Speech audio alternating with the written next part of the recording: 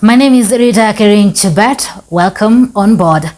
Wafula Chebukati, the immediate former chairperson of the Independent Electoral and Boundaries Commission (IEBC) and former commissioners Abdi Gulie and Boya Molu declined to appear before the National Dialogue Committee on Thursday.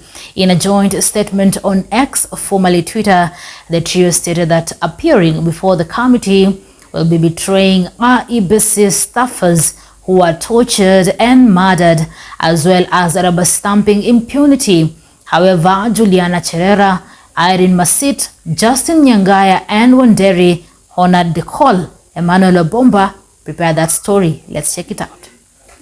Wafula Chebukati, the immediate former chairperson of the Independent Electoral and Boundaries Commission (IEBC) and former commissioners Abdi Gulie and Boya Molu stated that they will not appear before the National Dialogue Committee. We were hoping Chebukati would be here, the chair, and he has denied the country the opportunity to hear both sides of the story in a very arrogant manner. We'll be dealing with that matter shortly.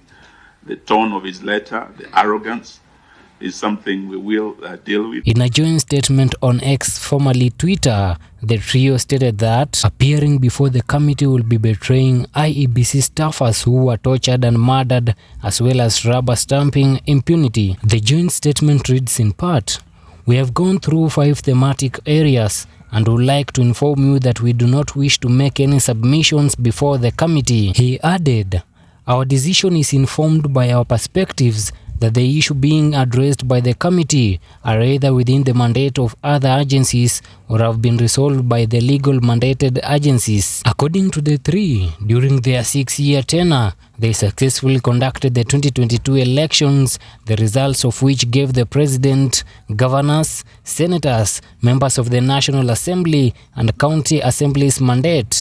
The statement adds, "Some of them are now members of this committee. The discharge of our constitutional and legal mandate, as detailed above, is self-evincing."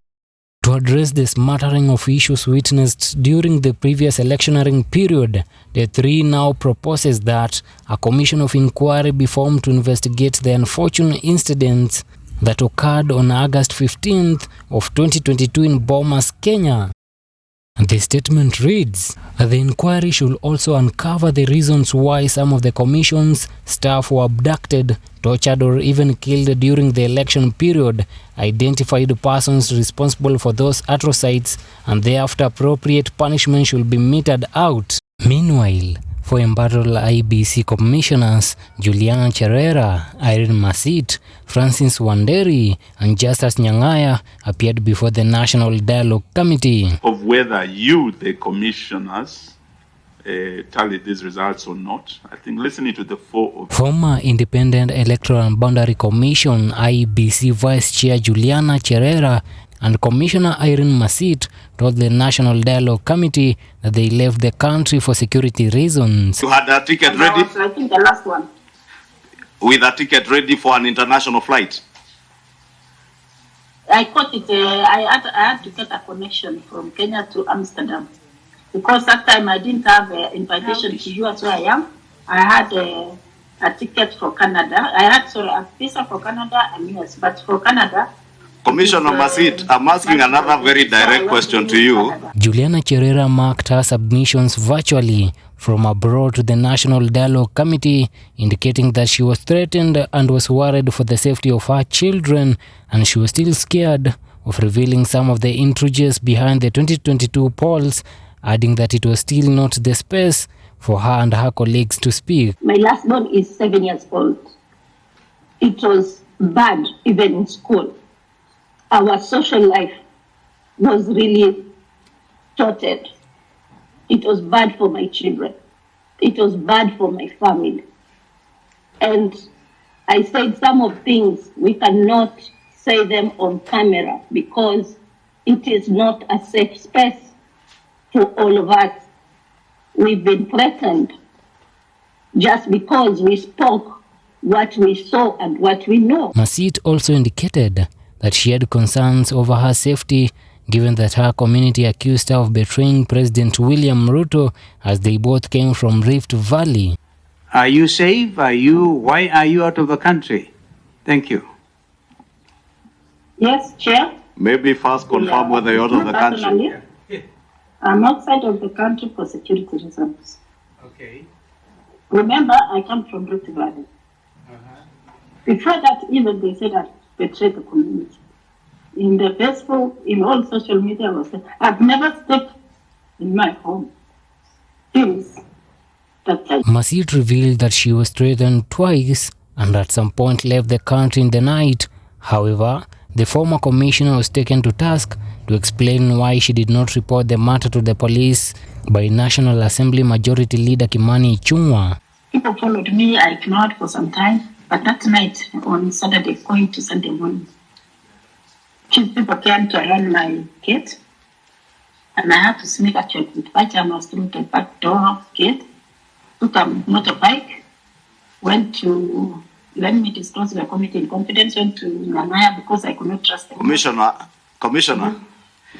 Yes. I would just beg you answer the question straight up. Did you report to the police? Yeah, we were pleading. Yes. Instead of narrating the circumstances, the question was rather direct as to whether you reported specific threats to the police, other than to your lawyer. The police. I reported to the lawyer, the first one, but the second one I didn't have time because with those people were closing in on me, and the only thing was to take a motorbike to the airport with my passport. So the straight answer is that you never reported to the police. And left the country that night. You never reported to the police, you reported to lawyer Donald Kipkorir. On the other hand, Francis Wanderi and Justice Nyang'aya appeared physically before the National Dialogue Committee. Rather, to take up the next part of presentation. Asanteni. Francis Wanderi reiterated that Cherera 4 was forced to resign due to pressure. Reason why the Cherera 4 were removed from office is because they questioned the process that the chairman used to declare the result. I also want to look at the removal of the 4 commissioners, generally known as the Cherera 4. I want to submit that the Cherera 4 were forced to resign.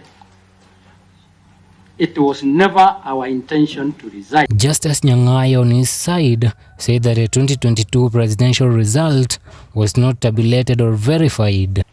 Secondly, the IEBC failed to undertake electronic tabulation and publication of constituency tallying of presidential results. This violation had 2 effects. One, it ensured that the country had no electronic source to counter-check the results obtained from the portal. Nor did it have the benefit of tabulated results by the institution that is constitutionally mandated to undertake tabulation. Reporting for Maisha Prime Maisha Television, I'm Emmanuel Wabomba.